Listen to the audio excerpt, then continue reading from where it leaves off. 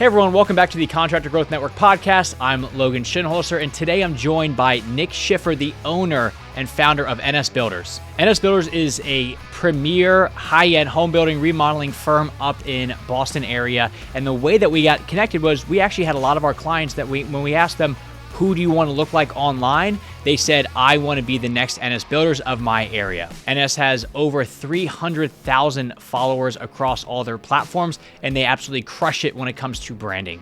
In fact, their brand is so good that we have actually done a brand breakdown on NS Builders on our YouTube channel. So if that doesn't get you excited for this podcast, I don't know what will. But without further ado, let's jump in. My name's Nick Schiffer. I own a company called NS Builders here in Boston, Massachusetts. We are a custom home builder. We are, really focused on intentional, design-driven, architecturally driven homes and renovations. I've been in business a little over 10 years now, and since the inception of NS Builders, I've kind of spidered into these other brands. Such as Materia, Millwork, Modern Craftsman Podcast, Motif Media, and then, of course, the personal brand side. But, yeah, at the core of it, I'm a home builder. If you know Nick or you've been following NS for some time, you know that a huge part of their brand is attention to detail and just overall quality craftsmanship. So I wanted to know, where does that come from? It actually came kind of in a way where I was just using that word constantly in video and social media, that people just started, ragging on me for it. And I realized, no, but this is who I am. Like, everything I do has to be intentional. Every moment has to be intentional. So what it means is really that all of our decisions are really intentional. And where it stemmed from was a lot of the details in the moments within construction. And there was, even to this day, I was on site with my super and my operations manager, and we were working through this detail on something that wasn't flushed out in the drawings. And I'm sitting there, and they're looking at me, and Julian, who's my operations manager, he's like, I know his wheels are turning right now, and I'm just like picturing how everything kind of comes together. And a lot of times, my decision comes from what it will look like in a photo. And I know that sounds ridiculous, but those are, that's where, that's like that's when the job's done, right? Like, you get it professionally photographed. Like, here's here's what I get to hang on the wall. So I try to think about that or how someone experiences a space. And I'll give you a specific example. We have these wood floor to tile transitions. And if you have other contractors that listen to this podcast, of course, and typically you're making that transition directly underneath the middle of the door slab, which I agree, like that has been our, the way we've done it for a very long time. But when I was sitting there, they're like, well, why don't you want to, like, they could tell that I didn't want to do it that way. And I was like, hear me out. This door is going to live in the open position 99% of the time. And when you're walking down the hallway and your eye catches that wood floor to tile transition, I want that to be more intentional. And, then I'm trying to explain why, but what ultimately ended up changing is I moved the wood floor transition, or I didn't. We discussed and decided that we would move the wood floor transition so that the tile to wood floor would line up with the exact edge of the door jamb. And it's a small move, but in the way I described it on site is like, I don't want my eyes to trip over a detail that is seemingly not thought through. Where it's like, if we just think that through and think about how it will be experienced, and that's a very minor detail, but that's how my brain works. And so everything from those kind of details to the way our brand looks like on clothing, the way our brand, the way we represent ourselves in a bid proposal, like, all of that has to be really intentional. And since it became this buzzword that I kept using, and then I got all this flack for it, now we just have, it's one of our core values, and we're running with it. And is that idea of thinking through how is this going to look in photos, is that something that's just you to a core and you either have it or you don't, or is that something that can be learned, in your opinion? I think it can be learned. I've always, I'm someone that will do something, learn a tremendous amount from it, and then want to redo it again because it's, I've learned so much. And I've told this story before, but I was building I still am. I'm building this pickup truck, and I took it apart, was putting it back together. And as I was putting it back together, I learned about chassis building. So I took it apart, rebuilt part of the chassis, put it back together again. And then I learned so much doing that I realized I could build it better. So I took it apart, and I've done that 5 times now. And it's just this never ending, you know, or this ever moving goalpost essentially, where I'm just constantly pushing the goalpost further and further away because I want it to be better and better and better. But I think that when I say it can be learned, I think that especially in design and construction, with social media, the last decade has really opened my eyes to a lot in a very short amount of time, which has given me the opportunity to learn about more intentional design and more intentional detail. And I think that when you're exposed to more, and you're exposed to the why versus the how, you start realizing that there's more to executing something than just this is how you do it. And then when you start understanding this is why you do it this way, it kind of starts peeling back the layers of how you approach something. NS Builders is a juggernaut when it comes to social media, and they do really high-end work. And I wanted to know, chicken or the egg, which one came first, the content or the really high-end customer base? The content for sure. Yeah, no doubt. We started filming and creating content really, really early on in the business, and for a long time. I mean, I was doing, if you look on my Instagram, you'll see like hashtag NSB like 255, meaning project number 255. That's a lot of projects. But, I went back one day and counted all of the projects to see like what number we had and figured we'd just start there.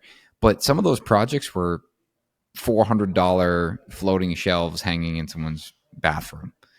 And I would take everything but I wasn't I wasn't sharing it as like, hey, I'm the floating shelf guy. Hey, I'm the small bathroom guy. I was always trying to tell the bigger story. And there's, a couple projects in particular that had very tight budgets. I was, more of an owner operator, had a couple guys at the time. So I got real scrappy with I basically took what profit I needed to live and survive, and then took everything else and threw it back into the project. And kind of, if you think about it as a ladder, if I'm doing $100,000 project and I had an extra 10 grand, in potential profit, I would make that $110,000 project. And I would then market it as, $120,000 project, and slowly creep up. So the projects were always built, at a higher level than what maybe I don't want to say deserved, but we'll use that as an example, like deserved financially. And then so I could continue to work my way up the ladder. And I did that through really good, I would say good at the time, but decent storytelling through the content and social media. How has that idea of like the storytelling, and then back to that word of intentionality, how has that really impacted the brand holistically? Oh man. I mean, it's been what has allowed me to be where I am today. About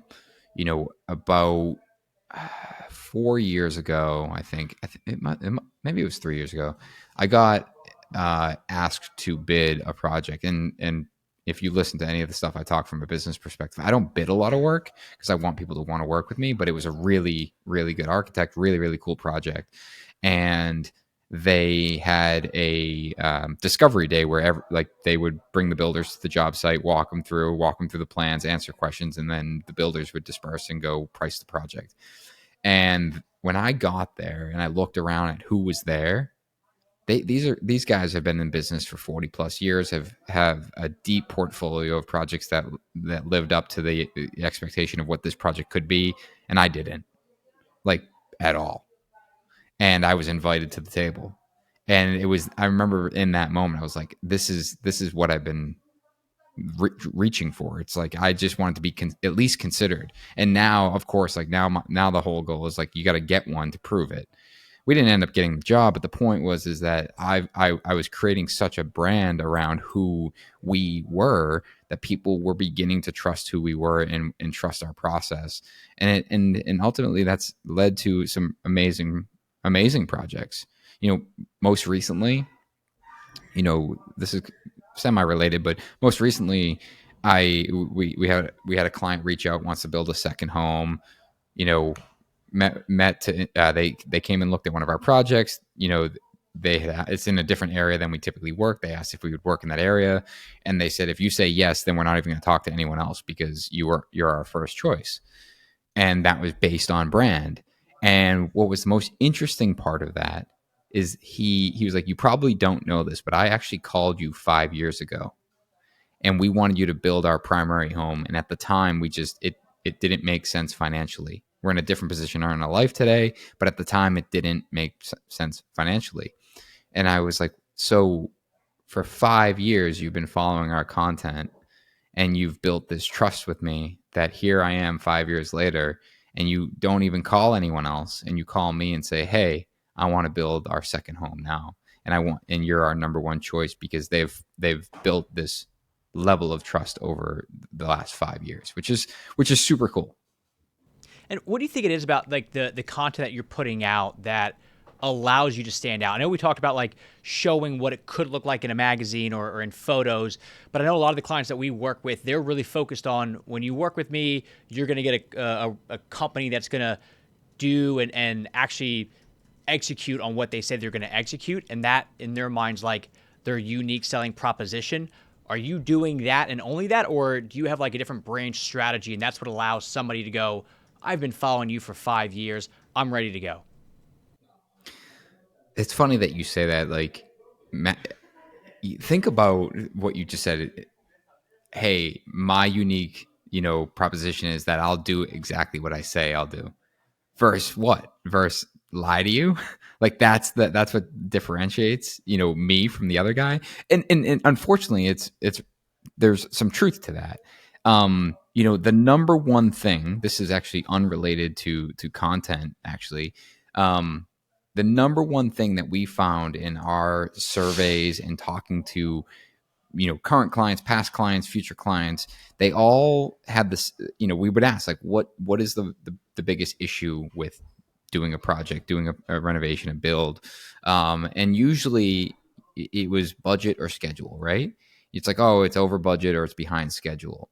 And we would dig into that response and realize, no, it wasn't behind schedule. Is that we did a poor job communicating that the things that you added time to the schedule. That's on us. We didn't communicate correctly. And then, the over budget, it's like, well, what was over budget? Oh, well, XYZ. It's like, well, no, we didn't do a good job communicating that those things that you added costed more money, or that, there was an allowance in there that, we exhausted and it went above and beyond. So my point is that we realized that communication was the biggest issue, is that, communication style was just not, it just wasn't thorough enough for our industry.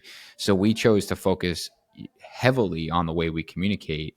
And that is from, pre-construction to even the sales part. It's, super thorough communication in emails. The way we put together a proposal, it's a thorough document that outlines the entire process. And then in construction, we have a process which, the information is being communicated to the client in a particular manner on a regular basis, and we don't slip. And when we slip, we internally see it, talk as a team and say, hey, that needs to be done. You got to catch back up and make sure that we're upholding, because that is our promise, is that we're going to be really good communicators, and ultimately allow that the homeowner to be in the driver's seat of the project. Because ultimately that's what leads to that negative review, or, oh, they're behind budget or over, over budget and behind schedule. It's like, no, it's just that we're not effectively communicating to you these things, and that's going to hurt our reputation if we're not good communicators. With all of that, I mean, has it always been very intentional around building a healthy business that's doing the right things behind the scenes? Or was that kind of like once you started to get your name in the hat of like these high end projects, like what you were describing earlier with the architects, that's when you realize, whoa, we really need to make sure that if we're going to walk the walk or talk the talk, excuse me, now we're actually going to walk the walk? I think this is going to be one of the more relatable things I'll say here. Just because the more people I talk to, the more I realize how common this is. But that was like I had pure imposter syndrome. Here I am promoting this brand, promoting this, who we are and what we can do. And, and then people were asking about it. And there was times where I felt like I was just an imposter. It's like, I haven't executed on this. Like, how am I going to do it? So I think that, early on, I cut my teeth and did what I could to build the business.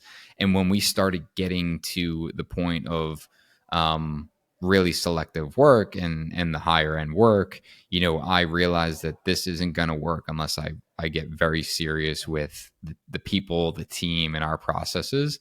And I'm thankful to say that it was very timely that my team made a big change and we made some really great hires. And those people have, effectively helped us build the team and the processes that we need in order to compete. Fast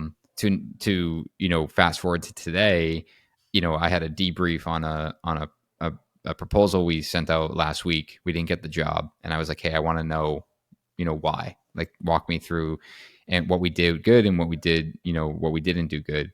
And we actually were, the most appealing proposal. It was put together the most professional. It was the best looking, most engaging. Everything was just like 10 out of 10, 10 out of 10. Everything was great. And it came down to the fact that we were young, had a small team, and hadn't had experience in working in the area that this house was going to be built.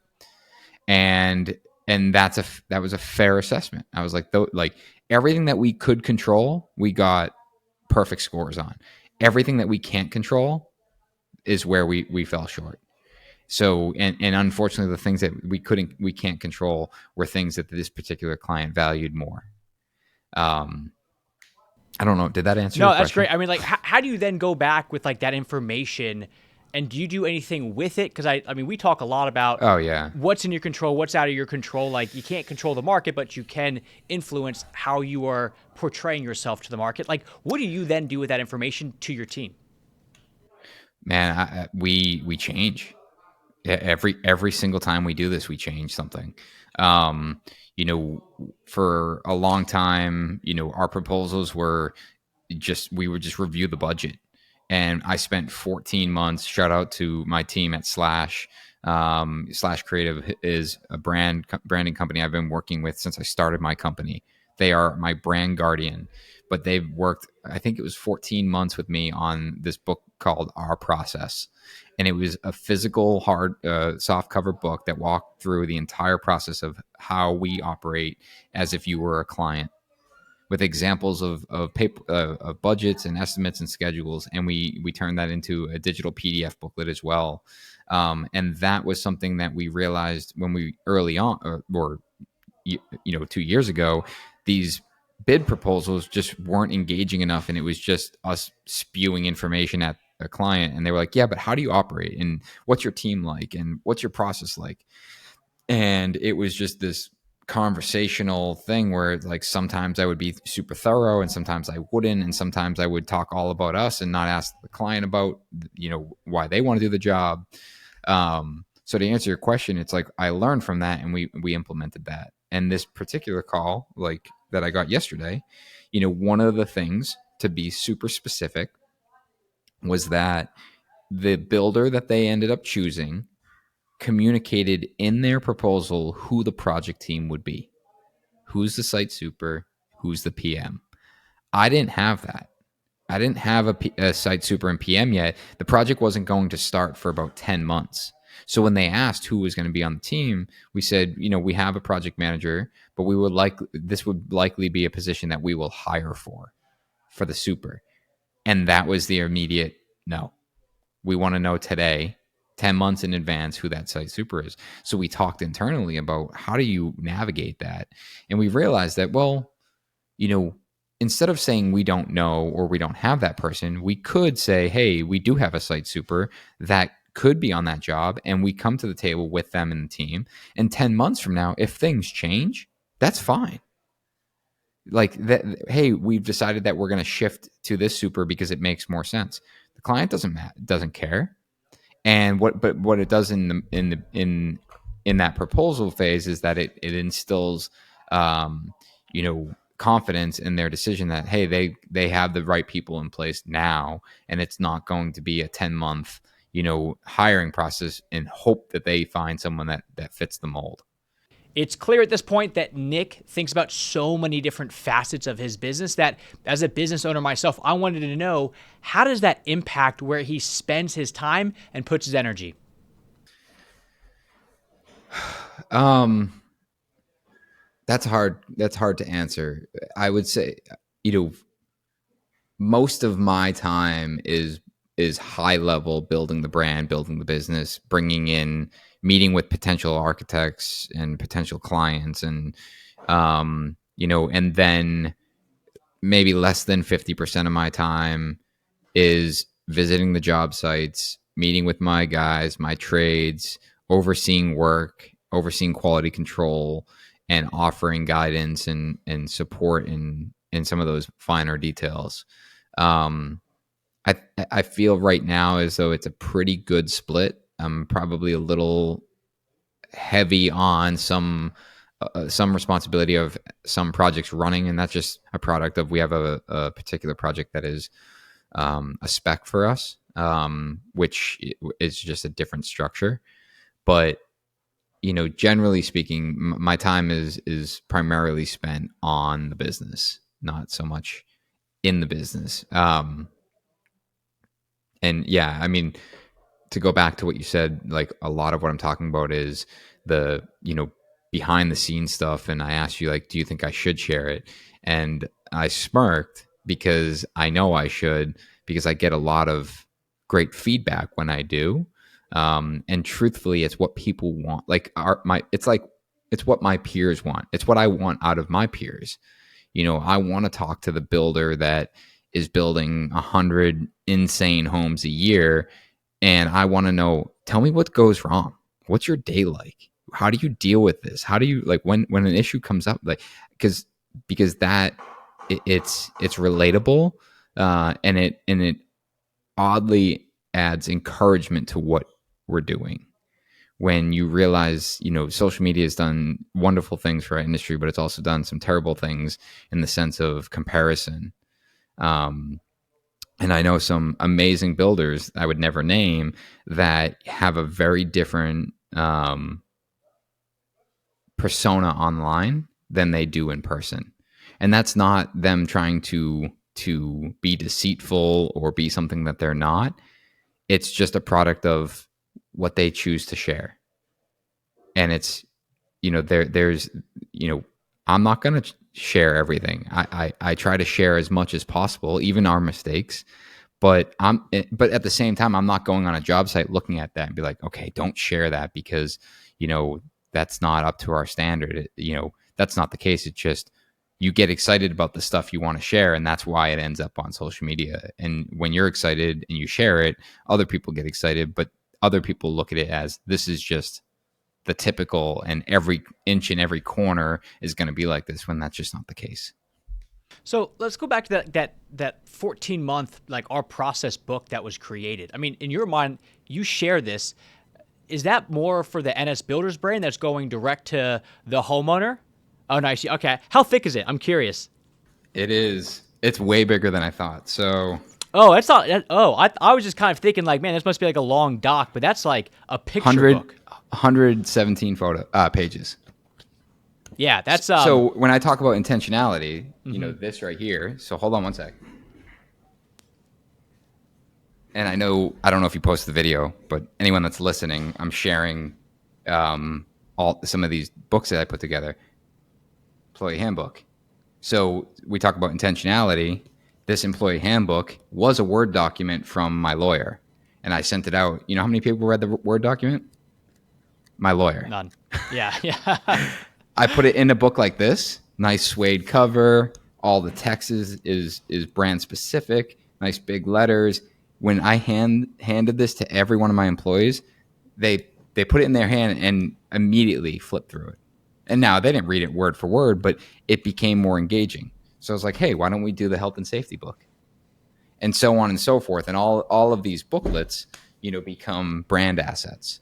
But sorry, I cut you off when you were talking about the 14-month our process book. It's funny because like one of the things that you're bringing up is like that side of like, how do you take something that's informational, that's not super sexy to naturally go through, and make it fun? So I know, like, I was sitting down and talking with one of the founders of BOA, who was like a $60 million design build out of Northern Virginia, and they took their Vivid Vision doc, and instead of just putting it into a Google Doc, they made it in the same format that like the Washingtonian magazine is. And I'm from like DC area. So as soon as he gave me an example of it, I immediately saw it and was like, wow, like that's so cool, because it emulates something that I'm already comfortable with, that I would naturally want to read, but it's now the vision of the company, which typically not everybody sits down and goes, I can't wait to see this thing.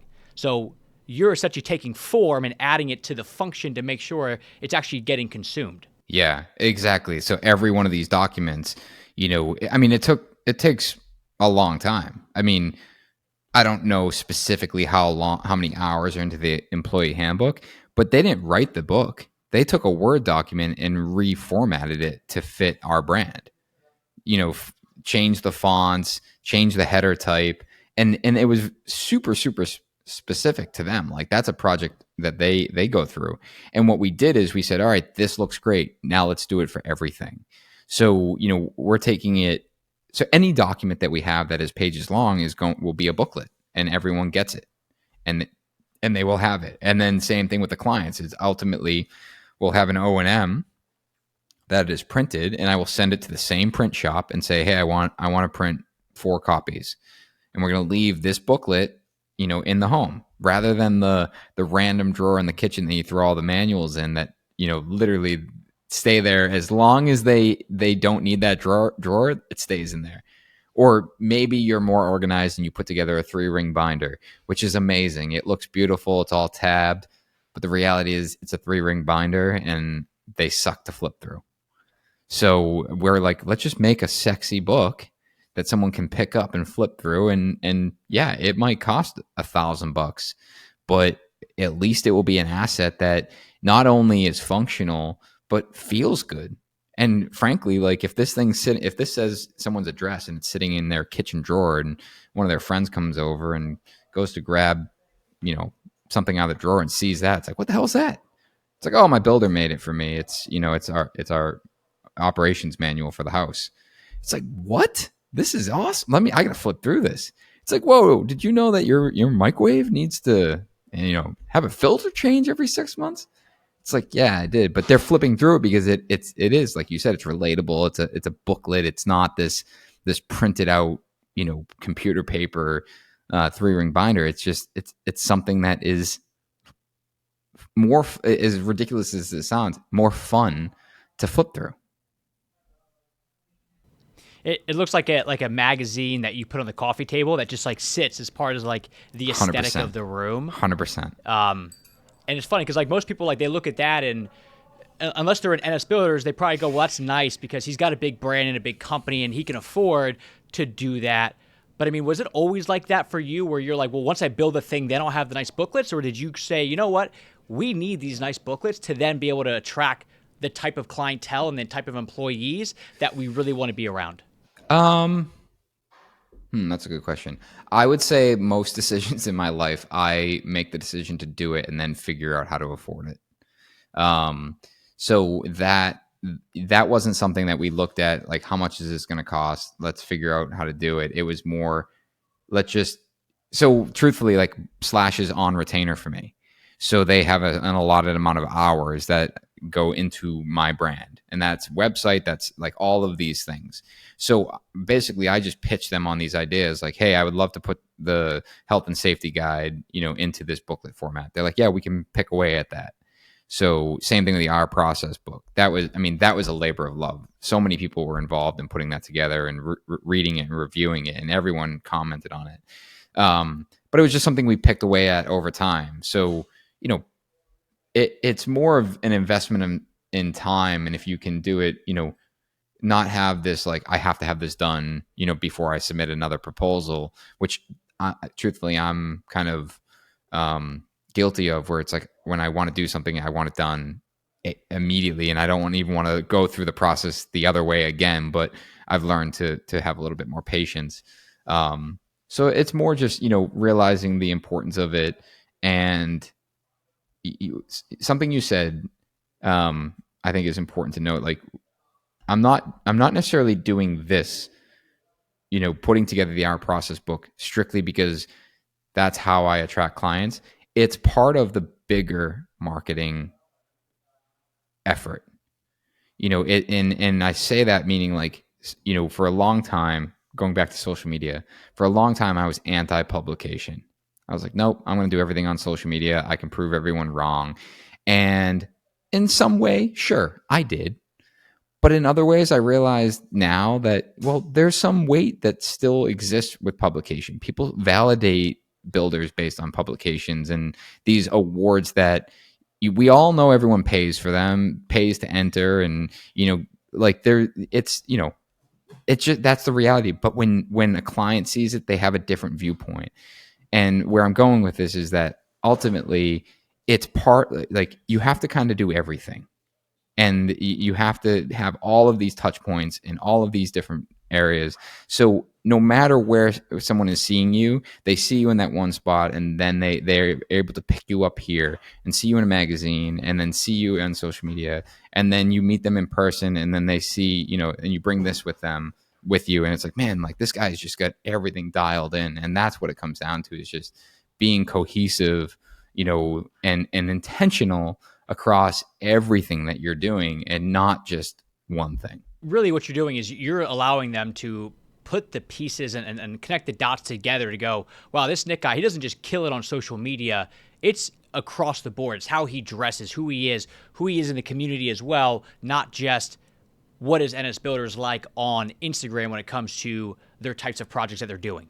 Yeah, it's funny you say the dressing thing. So, I'm big on branded clothing, and I give my guys a lot of flack. Like, I give my guys a lot of flack when they're not in brand. And two examples. One, we had an architect coming to visit a job site, and they wanted to tour the job. And they show up, they get out of the car, and then my team comes out of the house that we were building, and everyone's branded. And it was almost as though the architect was so uncomfortable. He was like, you guys, this is crazy. You guys are all, like, stacked in gear. Like, everything says NS Builders, black jackets, white NS Builders. And it was like stormtrooper-ish. And when he said that, it was like he made my day. I was like, exactly. Like, we're professional. Like, we show up, and we look the same. We have our uniform on, and I really value that. And those same jackets, one of my carpenters, I was on a job site, and I'm like, dude, what's up? He's like, what do you mean? He goes, why don't you have your jacket on? He goes, dude, I love that jacket. I'm like, but you're not wearing it. He goes, I know, it's not a jacket I feel comfortable wearing on a job site, because it's a puffer jacket. And if I catch a nail coming around a corner, it's going to rip. I'm like, oh, and this one doesn't? He goes, no, this thing is, like, tear resistant. I'm like, who makes it? Tells me who makes it. I'm like, if it said NS Builders on it, would you wear it? He goes, yeah. I'm like, then I'll just order those jackets with NS Builders on it. He goes, oh, hell yeah. And he's like, I only bought it because I didn't want to damage the nice jacket you gave me. And that's just, I would rather do that, so he's always got the right gear. Same thing with sweatshirts. I will say, for anyone that's listening, merch, t-shirts, sweat, like, all that stuff is such a pain in the ass, because everyone has a different, view on it. And I've had some guys where it's like, I think our t-shirts are one of the nicest t-shirts that you can get. They're made by Harnish, and they're super comfortable. They fit really well. And I had one guy on our team was like, I won't wear it. I'm like, why? He goes, I don't like the makeup of the material. Like, I don't know, it has too much cotton or something in it for him. And it's like, I roll my eyes, but I'm like, okay, well, what do you want to wear? And he told me, like, I want this particular material. I'm like, fine, order those and I'll have those ones printed to match. And, it was like a ridiculous request, but for me, it was more important that he had the right brand on than him not wearing the shirt at all. It's funny, like in college, so I was an athlete in college, and our coach would make all of us show up exact same uniform, and it wasn't even like your like warm up jackets. It wasn't, hey, some people zip it all the way up, some people like quarter zip. Like it was to a point where like it had to be completely zipped all the way up. Everybody had to be fitted correctly, and I've carried that now through to here. So when we go out and do video shoots, or when we go to conferences as a team, somebody on my team will text to be like, hey, what are we wearing tomorrow? Because then we all show up to the event wearing the exact same thing that's all branded. And it just has like it's this unit. So, okay, CGN today is in orange shirts. So the orange shirts are all coming out, and you know what to look for if you're like an attendee or you're a client or things like that. So it's funny. We talk a lot about like the small little things on the brand of like just wearing the uniform with the rest of the team. But like, hearing you go to that nth degree of like, look, if you don't want to wear it, that's fine. It's not like 9 people are going to wear it and one person's not. You're like, cool, I will make it all work so everybody's wearing it, so there's no excuses here. Yeah, and I think there's a lot of validity to that. And if you've ever listened to Jocko talk, he had this really great story about when his SEAL team approached him in the office and was like, hey, we don't want to wear a uniform. We all have our own style. And, Jocko has this great way of asking, really discerning questions and basically convincing you that it's your idea to wear the uniform. And ultimately, he told that stormtrooper reference. And he goes, wouldn't it be badass if we rolled out of the Humvee and everyone had the same, same uniform on, and we look like a bunch of stormtroopers ready to kick some ass? And they were like, yeah, it would. And he's like, all right, so we're wearing uniforms? Yeah, we are. It's like, yeah, that's the point. Like, we're not, we're pros. Like, we're gonna do this the right way.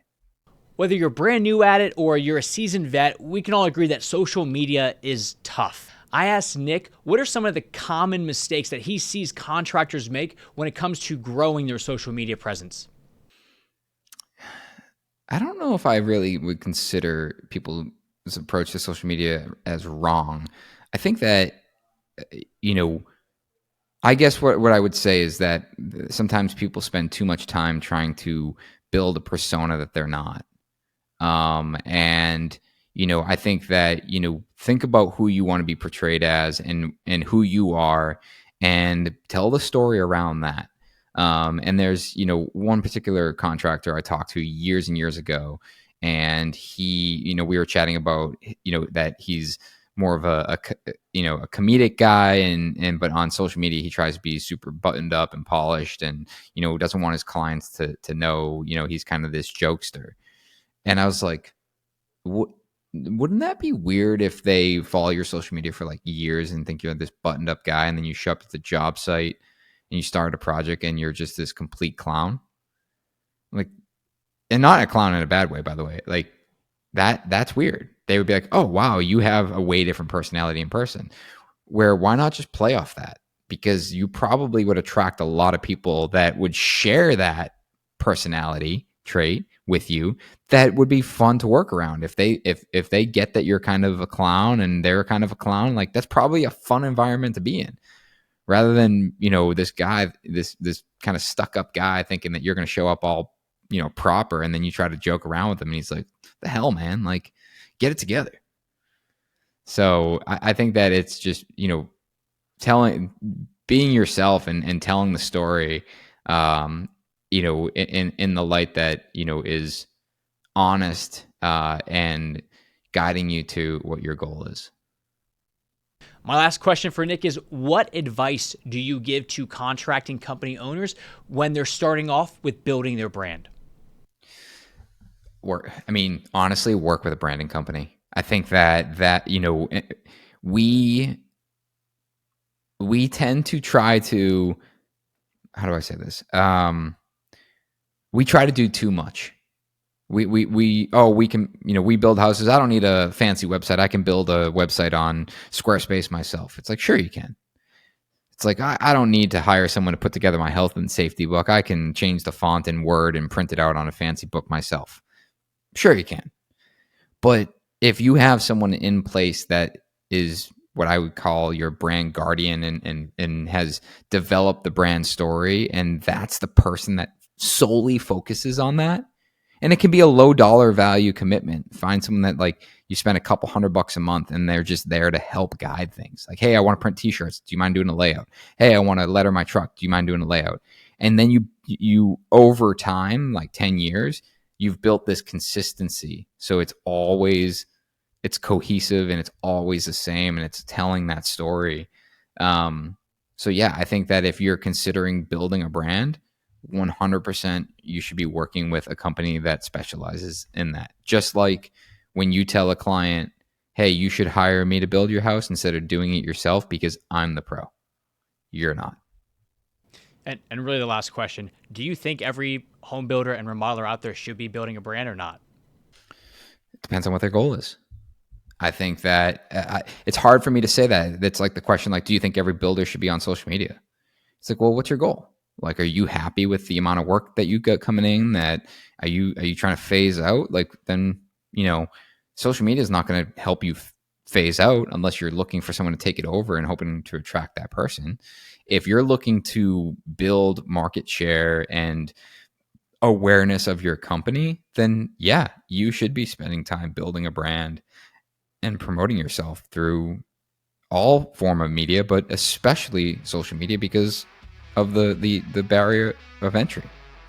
I hope you enjoyed that podcast with Nick Schiffer. If you want to see the breakdown of how NS Builders has built their brand online, we're actually going to link in the show notes here a YouTube video that we did that shows the different facets of what Nick is doing to really make everything he's talking about in this podcast come to life.